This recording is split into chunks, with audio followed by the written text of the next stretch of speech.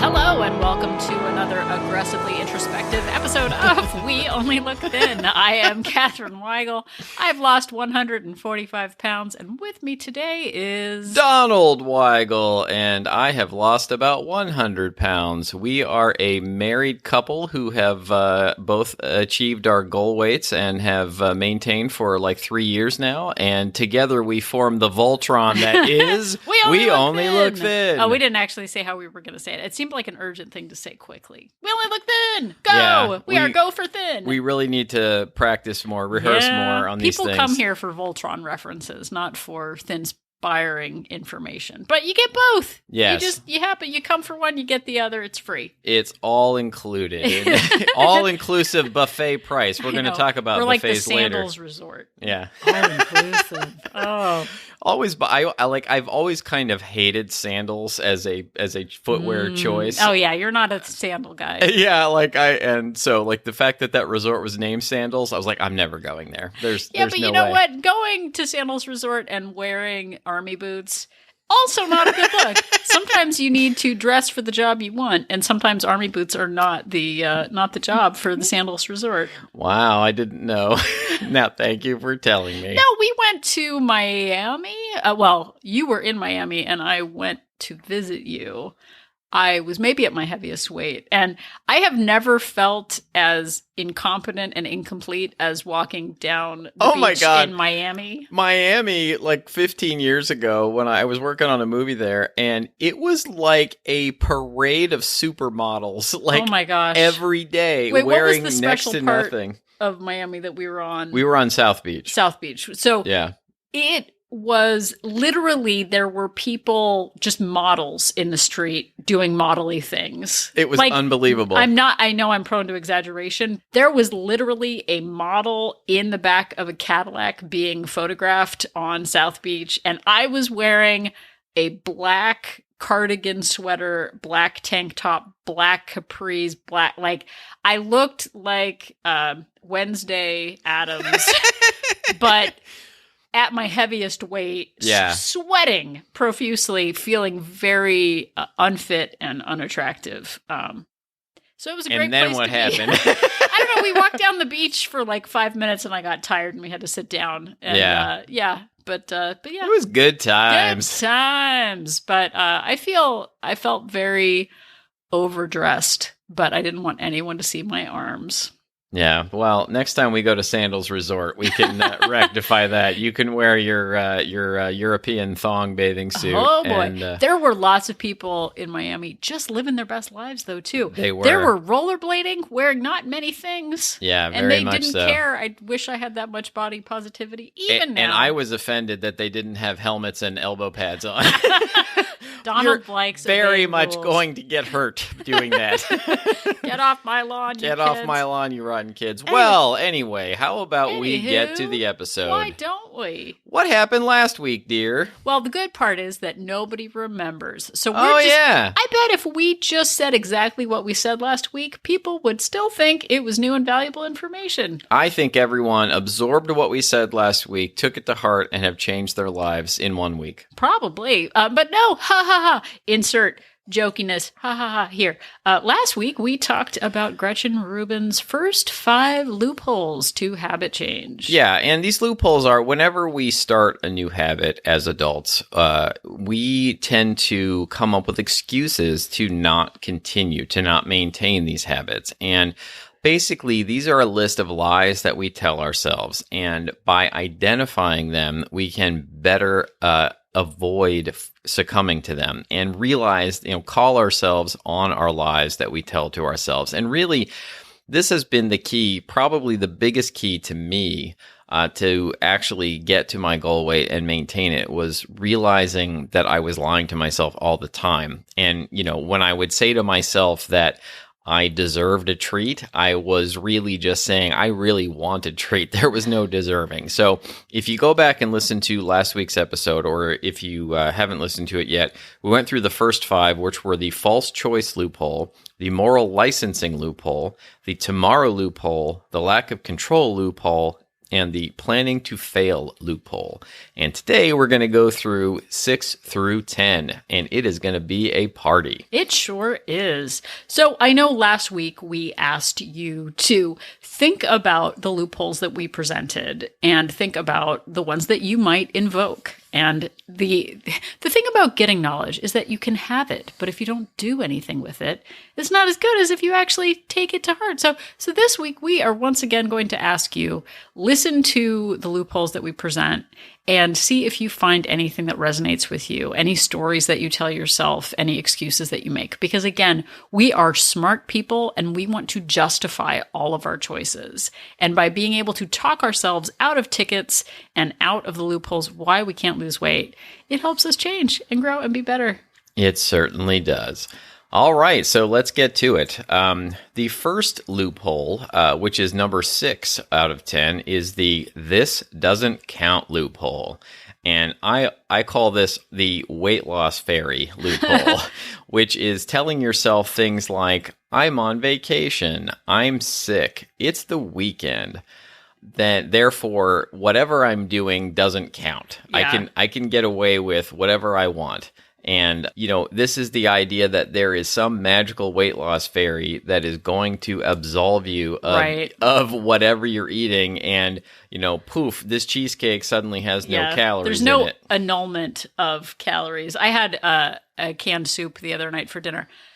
Clam chowder. It was like I was by the bay. It was delightful. Goodness. It wasn't very good. Yeah. Ask me if I ate it all? Did Yes. you eat it all? Oh, boy. Yes, I ate it all. And I thought to myself, these calories shouldn't count. It wasn't that good. I shouldn't have to pay the consequences for my own choices of finishing it instead of just throwing it in the trash. But yeah, I've given up drinking. But you know what? Not when friends are around or when it's the weekend or if somebody gives me a bottle or if I'm out for or if it's a day ending in Y. Right. I'm on keto, but not on weekends and not at home and not on whatever. Right. I'm vegetarian, but not on the weekends, which is something I actually used to do. I sort of dabbled in. Donald was vegetarian for years and years, and I was occasionally. Just because you eat a vegetable doesn't make you a vegetarian. That's yes, it'll be 31 years this coming June, actually. Oh, wow. Way to at me. Vegetarian, yeah. But it's it was only half a glass of wine. It shouldn't count. Oh, it was just a bite of my kid's sandwich. I don't have to track that. It was just a one-time thing. It turns out one-time thing after one-time thing adds up to a whole thing. Yeah. And just because yesterday it was a cookie and today it was a slice of pizza doesn't mean that it doesn't count. It all counts. It very much does. So I think this loophole is one that is mercurial because like I said, one day I'll have a cookie problem and the next day I'll have a pizza problem. I don't think I have any problems, but it turns out it's not the specific food that's the problem. It's the excuse that's the problem. And I think that that's why I convinced myself that I didn't have any problems because it's not like I get takeout every night. It's not like I drink all the time. So I didn't think I had a problem. I had a whole host of problems, a big umbrella problem. Yeah, the calories always count. Like, it doesn't matter whether, what day of the week it is, what special occasion it is, they always count. And it's okay, to have treats. It's okay to indulge in things. It's not a good or bad thing. Yeah, it's not a judgment. It's just realizing that you are lying to yourself about whether or not you really should be doing this if you're focusing on a weight loss and fitness goal. Exactly. So the next one is the questionable assumption loophole. Tuck in, people, because this is a big one. Yeah, for sure. I don't know. Other podcasts are like, hey, friends. How you doing, friends? We're like, all right, people. All right, buttercups. Oh, yeah. Last week was the buttercup episode. Yeah, but you called them buttercups multiple times, and now you're doing it buttercup again. back. It is on. So what are some examples of the questionable assumption loophole? Okay, so these are the stories. This is the you can't wear white after Labor Day excuse. It's not a celebration if we don't have wine. Yeah.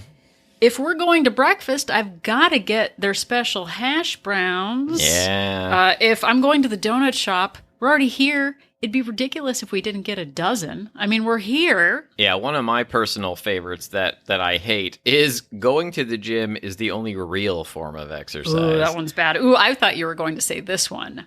I need to eat a lot in order to get my money's worth out of the buffet. Yeah, that's a big one. And then the one I do all the time, I can't really, I seem to, boy, I was about to say, I can't really help myself. Even though I know better, I do this all the time. I say, I have an appointment at 11 a.m. It's 9 a.m. now. I shouldn't really start anything. Oh my gosh, I feel very attacked. And then I just, waste that 2 hours doing nothing. And, whereas you really could get something done. I could really get something done in that 2 hours. That doesn't necessarily have to do with weight loss and fitness, but I invoke it all the time. But I think it ties into, starting to track calories or whatever. I'm like, oh, well, it's Friday at 10 a.m. That's a weird time to start anything. I'll just start it on Monday at 9 where I'll definitely feel motivated. Yeah, or the I'm too busy to take the stairs. I should wait in this long line for this elevator that actually takes just as long instead of actually taking the stairs. So there's the everyone's got to have a vice. I did this one all the time. Well, at least I'm not a drug addict. Well, at least I'm not an alcoholic. At least I'm not a whatever. Yeah, my parents all have this sort of running long-time joke. My father collects a lot of different things, and my mother will say, well, at least he's not spending it on alcohol. And my dad's like, if I would have to basically drink from sundown to sunrise in order to drink enough alcohol to make up for my collectibles. But if your mother's okay with it, then that's fine. Right. So a couple more are, I know what to do. So it would be ridiculous to hire a trainer when I can do it for free by myself. Oh, man. And look, this is an excuse, but there are so many times I hear myself and other people say, I know what to do. I'm just not doing it. So just because you know what to do doesn't mean you're going to do it. It doesn't, just having an idea doesn't mean that you have a plan. Another one is, and this is the final one I'll bring up, which is a big, giant loophole, is the label says it's healthy. Oh, man. We've talked about this on several episodes. So Gretchen Rubin pointed out a study that said that there was something labeled as an oatmeal snack, and sometimes it was labeled as a gourmet cookie, and it sold 35% better when it was called an oatmeal snack because it's oatmeal. Wow. I'm basically curing cholesterol just by eating it. Same that thing. That is no joke. No. 35%. That's crazy. So this is called, again, the questionable assumption loophole, and you need to question your assumptions when you're saying things like this. Are you really too busy to take the stairs? Is going to the gym really the only form of exercise? Am I really too busy to track my calories? Am I really too busy to prep my meals? You're making these false choices and assuming that things are true when they aren't necessarily. Well, and it might also just be things that we heard about from family, because goodness knows that we're all a product of all the stories and the 1980s way of thinking about, well, you can only do this if you do it this way. Oh, but for sure. It's very freeing and also kind of scary to realize that all the stories that you've been told might not actually be true. Yeah, it really is. All right. So the next one is, and this is me to a T. It's wonderful. It's the Mother Teresa Teresa. You say Teresa. If you know how to say her name, let us know. Sure. Okay. Ketchup, catsup, all the same. No catsup. Okay. The concern for others loophole. Oh, yeah. I am so unselfish. I give to others. It is in my nature. I'm a giver. And that means there's no way I can ever lose weight because I give so much. Yeah, I like to call this one the peer pressure loophole, which is that even as adults, we give in to peer pressure all the time. It's that thing that when you're at a party or a gathering or a bar or something. When people went outside. Yeah, when people used to do that. And everybody at the party's like, come on, have a slice of cake. Come on, have a drink. Come on. Because people don't want to see you abstaining from something that they're trying to enjoy because it makes people feel a little guilty about it. And so, they try and cajole you into doing it. And sometimes you'll cajole yourself into doing it so that you don't make anyone else feel bad. So the way to tie this back to Mother Teresa, which is this is my loophole. I don't know why. Sorry, I stole your thunder. No, I don't want to be a jerk, but I'm gonna. So here we go. Whether you want to be a jerk or don't want to be a jerk, it's you're happening. Still being a jerk. Okay, so so many people need me. There is no time to focus on me. I used to be the benevolent Mother Teresa volunteer. I got to get I got to help everybody else before I help myself. So as a reward, I'm going to eat about it. And as Donald was saying, to take it back to him, sorry I made that awkward. It's like in improv comedy, they're like, just go with the flow and don't control the scene. I just controlled the scene. I just failed. Yeah, well, this is not improv comedy. This is serious fitness business, man.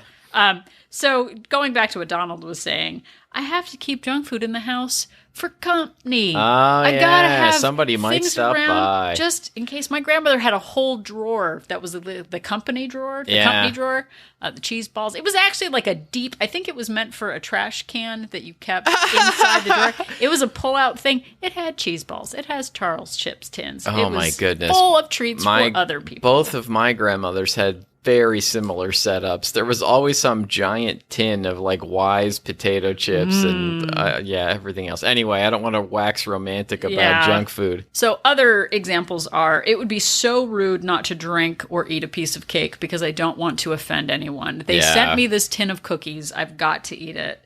I don't want to seem like a snob or holier than thou, which is a big one of like, well, I'm vegetarian, but I'm around other people, so I don't want to rock the boat. I don't want to seem rude. Yeah, I generally, I know we've now mentioned it a couple of times during this very episode, but I generally don't bring up being vegetarian unless it is really cogent to whatever is being discussed, because I feel like it makes people uncomfortable. And I've also been like immediately attacked by people after mentioning it sometimes. So another one, and this is a more personal boundary issue, is I can't ask my partner to stay with the kids while I go to class. I don't want to join the thing because it will disrupt other people, and I don't want to rock the boat in any way. Yeah. This was a big one that I used, that I just didn't feel, for all the money I could spend on takeout, I didn't feel like joining Weight Watchers for $19 a month was the right way to spend money. So like, I couldn't do that because I don't want to, right, for sure, for the family. And I do that too. Like, I'll buy 50 things for our daughter, but then I hem and haw about buying an underwire bra for myself. And Donald's like, why don't you just buy a bra? It's not a bit. Oh, I couldn't. Not for the believe me, society needs me in underwire bras. I'm just letting you know. Yeah, of all of the things to feel like was a special purchase, that's not one of them. But I think that happens all the time. For sure. We put value on things for others and not for ourselves. But guess what we do? We eat about it. I'm like whispering into the microphone she's really got her hand on the side of her mouth so word that on the street people on the other side can't read her lips on a podcast.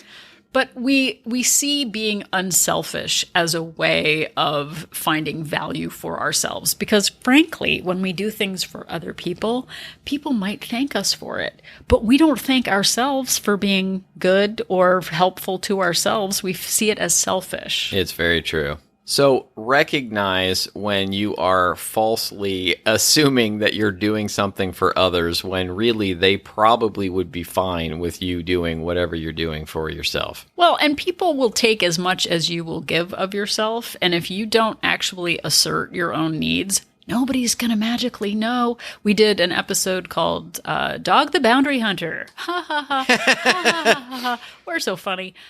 Where we talked about asserting boundaries and that no one is going to guess what your needs are. No one is going to guess that you're vegetarian or gluten intolerant or that you're really trying to work on larger vegetable portions. If you don't say what you need, then no one is going to guess it. Absolutely. I feel like we've been saying this with every one of these, but they're all really huge, as it turns out. The next one is huge. Oh, this one is big. You think you've had information thrown at you before? This one is where the rubber meets the road. This is the fake self-actualization loophole. Oh, boy. Also known as the you only live once loophole, YOLO. YOLO. If I could carry a microphone like an angry comic on a stage right now and stomp around, I would do that right now. Because we could get a Mr. microphone and you could drive around in your I'll car. Be back. And pick you up later. Hey, good looking. Hey, Yeah. oh my gosh.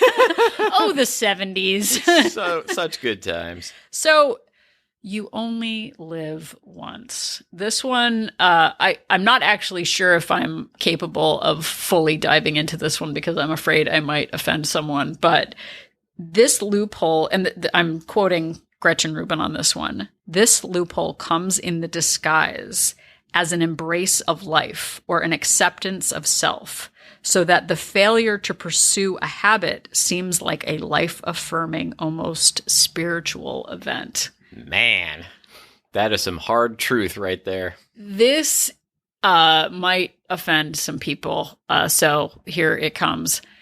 I think the healthy at any size movement, the self-acceptance of body movement of it's, you're a garbage person if you track calories, which I have heard people say. Yeah. That self-actualization is a very dangerous loophole because it doesn't take into account the likelihood of getting diabetes. Yeah, and that's exactly what happened to me. I had gotten to a point where I was just saying to myself, well, I'm just going to be what I'm going to be. I'm going to eat what I eat, and this is who I am. I'm going to be that person. And then my doctor said, hey, guess what? You've got diabetes. You're going to go blind or lose a limb if you don't do something about it. And all of that came to a screeching halt, and I had to turn things around. Well, and it like I said, this one is a very difficult one because I think accepting myself and loving myself helped me lose the 100 pounds. Oh, which I think are incredibly important things, but I think like accepting yourself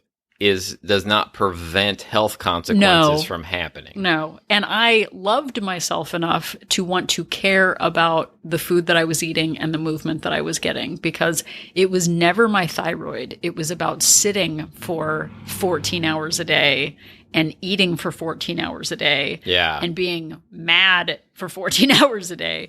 So for sure. Here are some examples of that, of what Gretchen Rubin points out.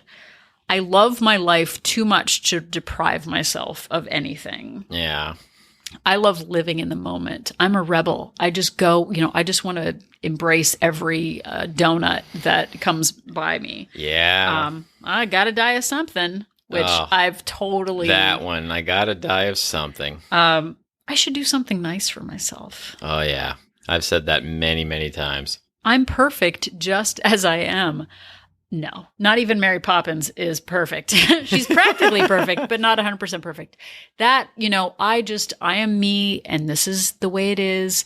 That is very dangerous because sure, we can embrace who we are, but if we're not critical of our choices, does it feel good to drink every day? Yeah. Sure, it feels fun to have a buzz and it, boy, that's great. Is it good for you though? Not so much. Let's see. Oh, this is one that I came up with all by myself. I was born this way. Yeah. I was made this way. This is just genetics. I am honoring my Polish heritage by eating all the pierogies in the world. I am honoring the legacy of my departed great-grandparents by enjoying the foods that they ate. That fake heritage, loophole where you're saying like, I am Cuban, so I have to eat blank food. I am Polish, so I have to eat blank food. Like it drives me absolutely up the wall. Like, so everybody from there has to eat exactly this way. It just seems crazy. Again, what Gretchen Rubin was saying about that fake, false self-actualization, that like, this is the bigger picture, this is who I am, is so dangerous because, again, like Donald said, heritage does not stop you from getting diabetes. Honoring your desire to go and have a donut from every donut shop in town, that does not absolve you from the results of your choices. No, it sure doesn't. And the better strategy for this that I have found and what I've tried to employ for at least the last 5 years is to plan for your exceptions. Yeah. Make your rules and then plan for your treats. plan for the very rare circumstances under which you're going to break your own rules. And the other part of this is ask yourself, how do your decisions make you feel later? Yeah. Like when you say to yourself, you only live once, so you should have this treat. Do you feel good about those decisions later, or do you wish you hadn't made those choices? Well, and some of that might manifest itself in terrible heartburn. Yeah. Not being able to sleep because you've got acid reflux. Yeah, Like being I get food hangovers. I had a bit of a food hangover after the Super Bowl, and I had planned full on for those treats. And there was a part of me that was like, maybe planning for that treat, I should have dialed it back 20%. Well, and it's really, that food hangover thing is a real thing. Waking up, feeling sluggish, missing your workout because you feel kind of achy and tired. Yeah. It actually does happen. So that, as much as I have that YOLO self-actualization, I have to live with the consequences of those choices too. Absolutely. So in conclusion for this one, I'm quoting Gretchen Rubin and throwing a little Catherine sauce on it as well. Ooh, Catherine sauce. Soon coming from the We Only Look Thin store. So she says, accept myself, but expect more from myself. So I'm accepting the weight that I am. I am embracing the me that I am today, but I'm also expecting more of myself because I am a grown-up capable of doing hard things. I read something recently that said, don't just listen to your body, but learn from your body. If every time you eat a sleeve of Girl Scout cookies, you wake up with acid reflux and regret, and you feel terrible, learn from that. Don't just, yes, my body wants to eat all of the, deep dish lasagna. That doesn't mean that it's going to make me feel good. And we can live on that id, that, just feeling good in the moment, or we can recognize that our choices have consequences. And I'd like to amend that quickly to the I am an adult who can't stop buying Funko Pops who is capable of very hard things. That's what I tell myself. Yeah, we have a lot of Funko Pops, but at least you're not buying drugs. And I don't care if it is a loophole. I can't stop buying Funko Pops.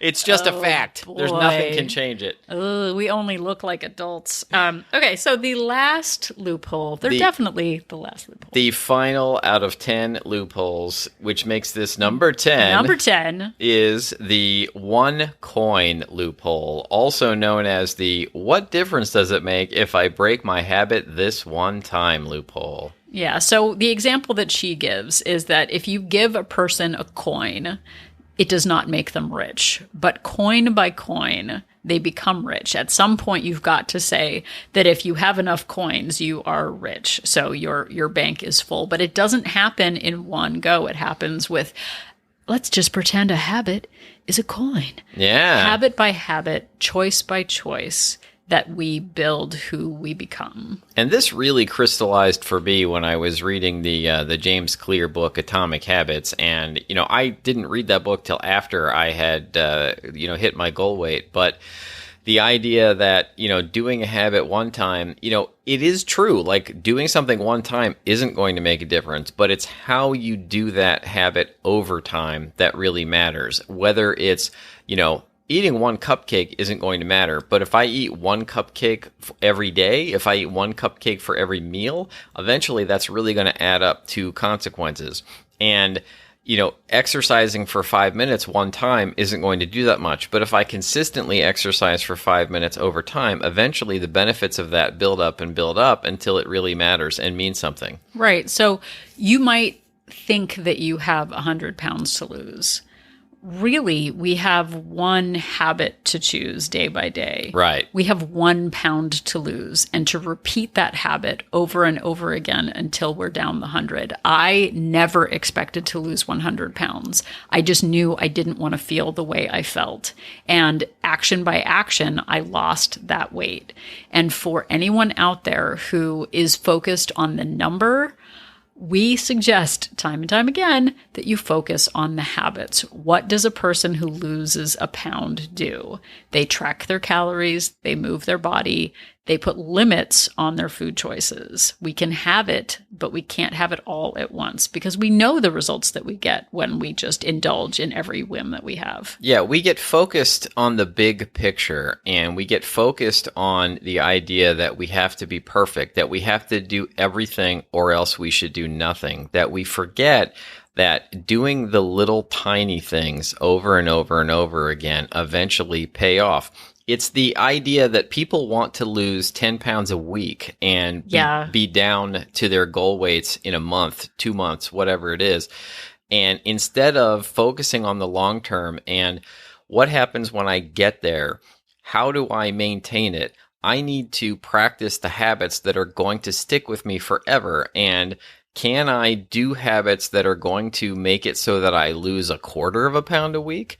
Maybe I probably could do that, and I could sustain that, and I could keep doing that for the rest of my life. And that is when you really, really see the results, when you are willing to commit to those small little changes over time. Well, and on the financial side, I know I've talked about this before, but when I was 18, my human resources director told me that I should start putting money into a 401k. And it seemed like it was, I'm never going to be old. I'm 18. It doesn't matter. I need this money now to pay rent. Yeah. And when I left that company, I only probably had about $800 in the 401k because I moved to California to be with the man I love. That's you, Donald. Oh, it's me. It's you. Oh, so it's my fault that we're broke. So that was 20 something years ago.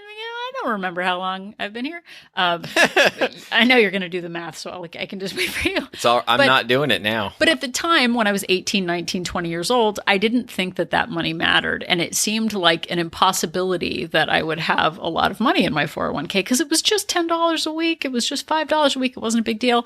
Now I am 46 years old, and I will not include the number, but gosh darn it, if starting at 18 didn't matter. Yeah, and this really, ties into Gretchen Rubin says as part of this that tracking is important because she says you manage what you measure. And if you actually measure your habit, if you actually track it, if you actually pay attention to how much you're doing something or how little, you can see over time how much that adds up. And so that is why I'm a big fan of tracking my calories and of tracking my steps, because I can see the direct relationship between doing those habits and what happens on the scale over time. Yeah. Speaking of which, we're on Toot My Own Horn Corner. You're a horn tooter? I'm a horn tooter. I am on, you might remember, fine listeners, that I was on a flossing journey. And guess what? I'm on day 240 of flossing. That's impossible. No one can floss that many days in a row. I have never flossed this much in my entire life. I promise you, these last 240 days are more than I've ever flossed in my entire life. I feel like there's a finite amount of flossing available in the world that's capable in the world because Loophole. For years and years, I was a religious flosser 2 times a day, and for some reason, I'm admitting this on the podcast, since the pandemic has hit, I have just the idea of flossing is like kryptonite to me, and I've been doing it incredibly infrequently, and Catherine has taken up the slack on her end. I imagine like a sparkly ding on my teeth right now, and I'm just a yuck mouth. Yuck mouth! Yeah. Well, he brushes, but yeah. I do brush, but still. Ow, that's a cavity. Yeah. So I am going in to my dentist tomorrow, and I am going to flaunt? Sure, tout. all of it. You're going to flaunt. It's extra. It's European. It's like the difference between a flutist and a flautist. I have been flossing, and I imagine I will get accolades and like roses thrown at me for some reason. Yeah, they're going to lift you up on their shoulders and carry you around, and they're going to yell at me for being a yuck mouth. But I have tracked this habit.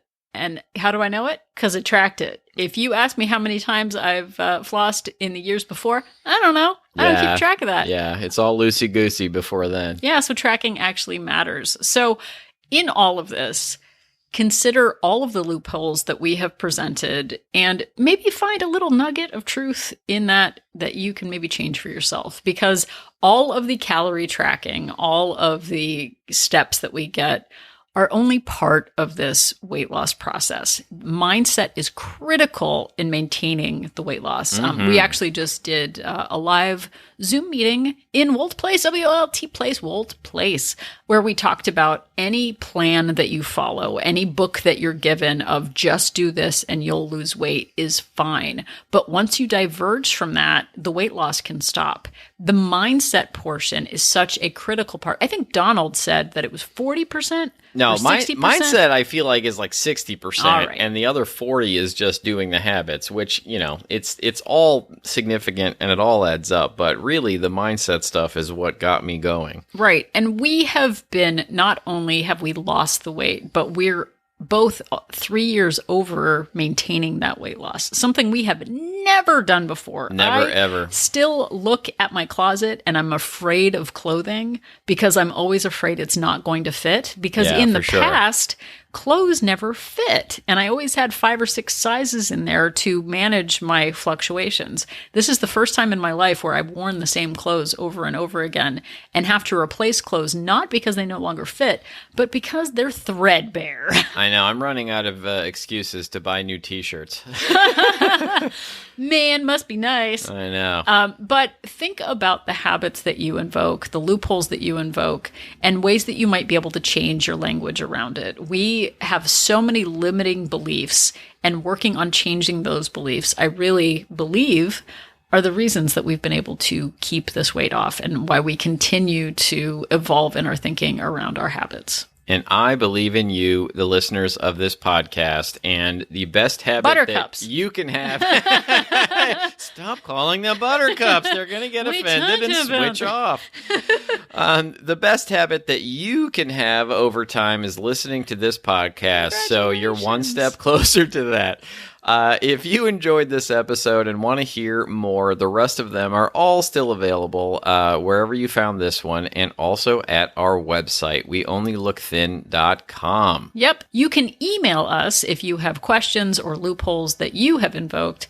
You can email us at weonlylookthin@gmail.com to tell us about your loopholes or to ask us questions for future episodes. That would be super duper. And Catherine mentioned Wolt Place and the Zoom that she did this morning about it. If you want some more information about that, you can go to our website and click on Join Our Support Group. Yep, weonlylookthin.com. Click on Join Our Support Group. We have 2 options right now, a monthly subscription with a 3-day complimentary trial, or a 3-month membership with a 7-day complimentary trial to see if Wolt Place is right for you. But we're really ramping Wolt Place up. I'm doing lots of Zoom calls every week where we're having some really great interactions and deeper conversations about this whole process. Yeah, Catherine is full-time Wolt Place placing now, and so it was great before, and it's even better now. We're going to change it to Wolt Boulevard because it's just a grand promenade now. It sounds like a cozy kind of cul-de-sac at this point, but it's growing. So. It really is.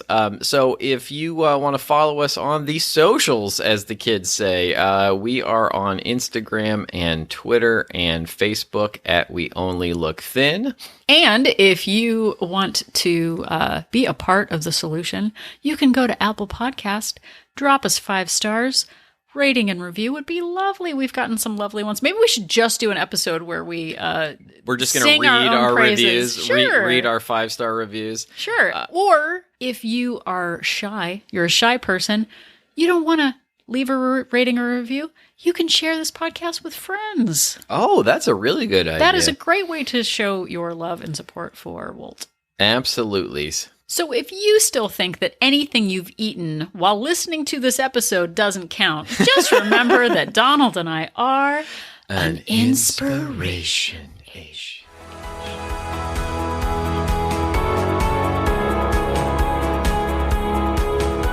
The information that you hear on this podcast is for informational purposes only. The hosts are not medical professionals. You should always consult with your doctor, nurse, or other certified health professional before beginning any diet or fitness program.